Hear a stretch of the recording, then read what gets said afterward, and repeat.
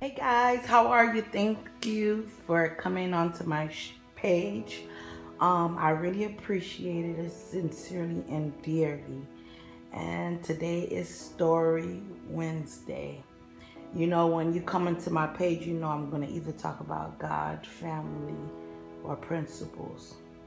You understand what I'm saying? And I just want you to share, like, subscribe, support me. Again, I'll support you. Um, thank you for coming to my page. So today is Story Wednesday, and today I have a story that I want to share with everyone. Like, I really should share with everyone because this is something that I had to grow to understand what God was doing in my life. You understand? And I hope y'all can hear me clearly because sometimes when I talk, it sounds low, but I'm trying as much so that you can understand me.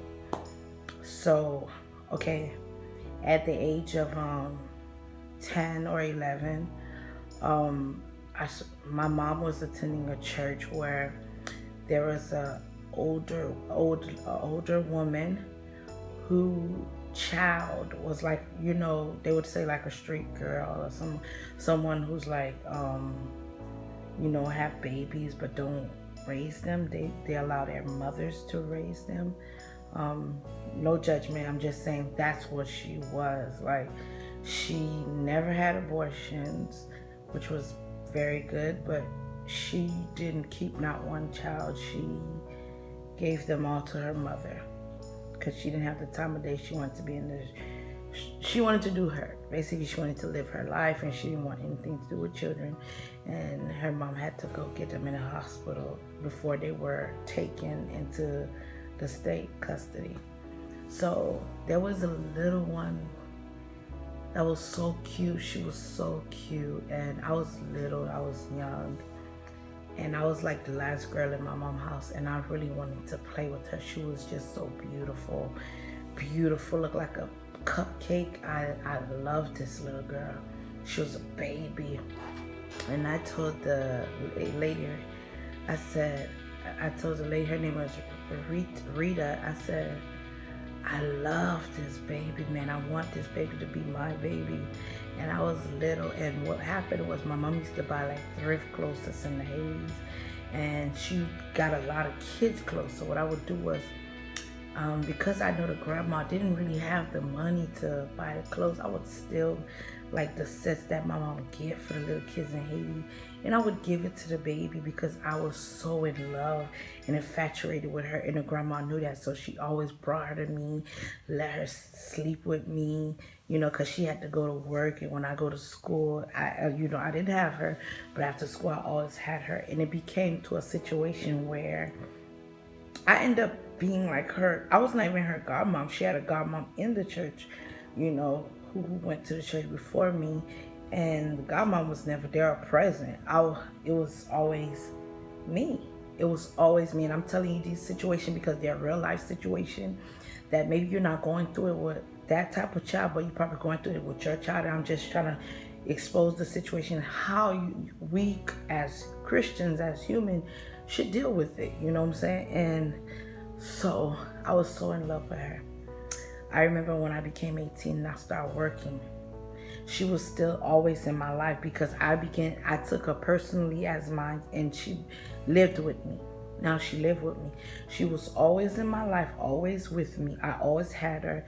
And to the point that when I was 17, I started summer jobs, whatever. It was my business that I made sure she was good to go to school. I'm the one who bought the shopping for clothes, the shoe, everything. It was my responsibility. She was my daughter since the age of 10. It was always been.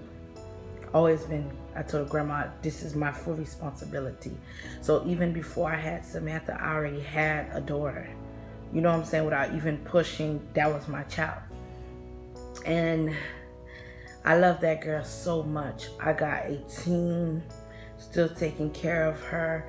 I had a job, she's on most of all my children picture because she was my daughter and she was spoiled, she was, and I loved her, and she knew I loved her. I did her hair so pretty. She was just the most amazing thing in this world to me. I was so in love, infatuated with this little girl, man. And I used to pray on her. I used to pray. I said, God, she gonna be somebody and everything. I was in love with her. And so then when I became married, you know, she was still living with me. But aggressively, you know, I had a daughter. I got pregnant with my daughter, my first child. And the worst scenario, it was a girl. And she was amazing and beautiful. And I think what happened was there was a tendency of jealousy. I don't know why, because I was still taking care of her the same way. Like, I loved her, carried her everywhere I go. My husband was like, oh, you know, you love her, but you're making her lazy because you don't want her to do nothing. I just didn't want her to be upset or feel like I was, you know. But he was like, so what he would do was he would tell her, like, Kadima, could you wash the dishes, like when she was home? But the fact that I was trying to be so I knew that when I had the child, I felt like she would be a little jealous because she didn't have a mother love or a father love. You know, she only had her grandma. And so I was always, oh, please, I'll do it. And I think that's where I messed up. And me and my husband used to, like, argue about the situation because he was like, you're spoiling her, you're messing up the situation. So then eventually I had to, like, let her stay with her grandma, but I was still taking care of all her needs, everything, it was on me. And then, but she was not satisfied. She said that, oh, ever since you have your child, you just gave me back up and you forgot about me, which was never true. And it hurted me so much because, you know, she's not a little girl anymore. And you would think that, you know, she would be, I thought she would be grateful, you know, like everything I've done, you know, and I feel like God led me to do that because I was so little and raising her. And I was like, and you know what happened was, so we end up, we would go to church. Everybody knew that was my daughter. Her picture was always in my wallet with the rest of my kids. Always. I have this one picture with everybody always in my wallet. And that little girl was my child. And I wanted that when she grew up, guys, I didn't want no money from her. I didn't want no $1 million from her. I just wanted her, you know, and I'm over this. So if I get teary, you know, sometimes, you know, you think about the situation like crazy. I didn't want nothing from her. All I wanted her to know is that even though your mom wasn't there, your daddy wasn't there, there's somebody who loved you. I loved you. If I lost my job, I cried because I know that meant that I couldn't provide for her. So I always was on it to have a job. I loved that little girl. I loved her. If she's going to a wedding, they call me. If she's doing anything in the church, they call me. If it's finances, they call me. That was my daughter. I loved her. But the thing was, when she started going to, I guess when she went back, because she was arguing, being disrespectful towards my husband. He was like, oh, you're gonna make your marriage break up because of this little girl. She's rude, and I didn't want him to argue with her because I really loved her. I really did.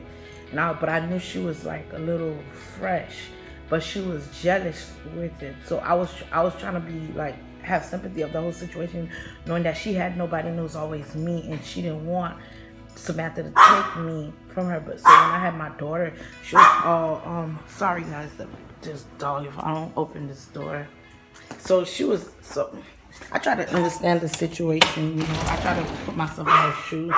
Like when you don't have somebody and you finally get somebody, and now they try to take her away.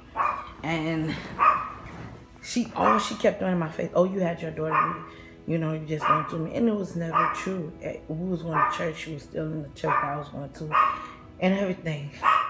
And I have to make the story short because I know a lot of people have HGD and they get tired of looking at a long video. And so then, basically, as I got older, every time I got pregnant, I have 4 kids, and every time I got pregnant, she was mad at me. She wasn't talking to me. She wasn't speaking to me. And I say it's all the jealousy because I gave her so much affection, so much love. Y'all, could y'all believe that I'm in this time of place? Like, I'm looking at her now, she's like 21. And she don't speak to me. And she goes around telling people that I'm fake and I'm not real. I had my kids and I forgot about her. And there's days where I would be like, damn, I gave my whole child up. I was not the girl who went to the clubs. I was really a mother at such a young age that I took my full responsibility. And I think that's what made me so responsible with her. She was everything. She was my beginning world of love, of learning how to love somebody so deep. And today, she don't speak to me, and you know, some people are like, oh, you know, pay her no mind. At first, I used to just always like, you know, Kadima, please understand this is that. But I eventually had to put in my head, you know what? I was the mother. When your mom wasn't your mother, I was the mother. When you didn't even know the face of your daddy, I was your daddy. I was everything.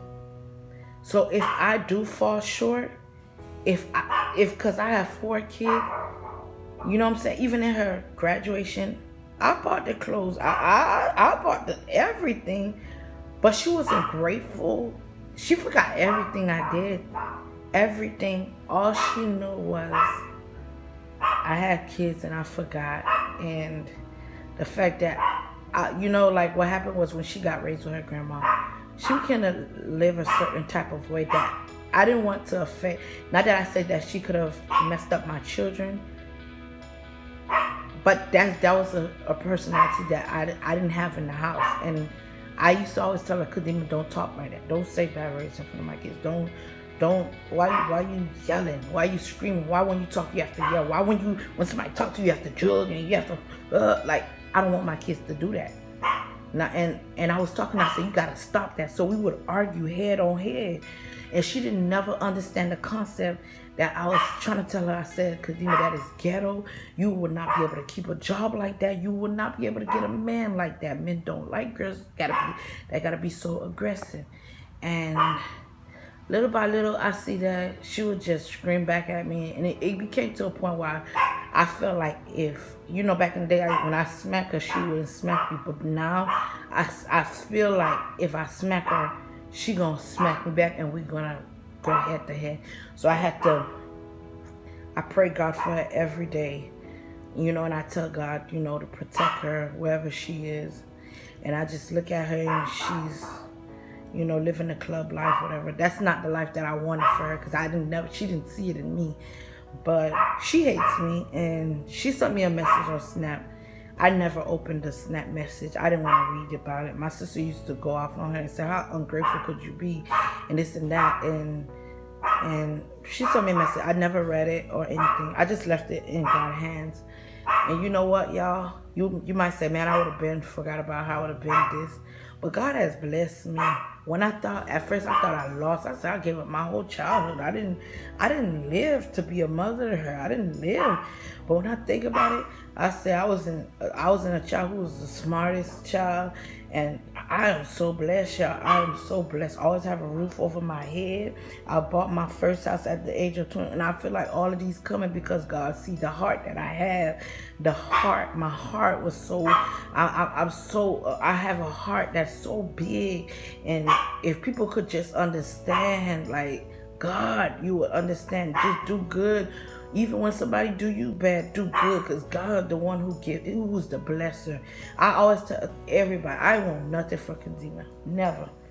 All I wanted was to see her as a grown woman, you know, walking down her college aisle, getting a good man, not a man who goes to jail, being around people who's doing positive things, you know, to show her, her grandma that, you know, thank you for raising me, to show, you know, people who loved her like me, her grandma, thank you, you know, this what it was, you know, like I wanted her, even if I just wanted her to be positive, y'all, doing good for herself, because right now she's living with her grandma, whatever like that, and you know, she's not in a stable place in life, and it hurts me because I know her grandma, and she don't have 1,000 years left.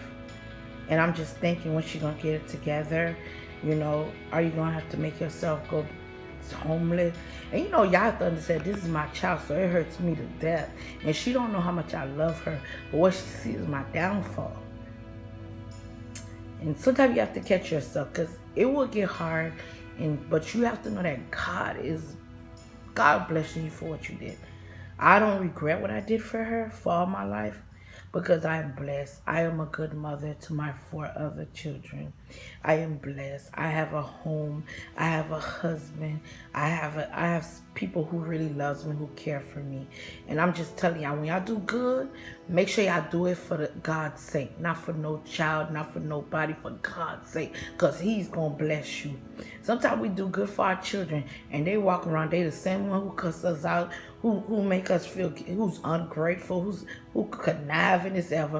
But you know what? God saw your strength. God seen everything you went through. And don't, oh, I ain't doing that for nobody. Keep doing it.